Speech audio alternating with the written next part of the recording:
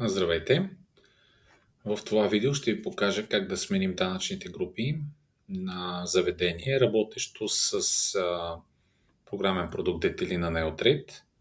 Както знаете, от 1 януари всички заведения, които използват преференциални данъчни ставки и данъчни групи Г в 9%, са задължени да минат отново към базовата ставка, която е 20%. Как да го направим това и да стане бързо? Доста лесно в Детелина. Както виждаме, това е един тестов ресторант, в който имаме различни артикули, които са в група Г. Глобално променяме менюто. Щракаме с ляв бутон. Общи параметри на артикулите. Други.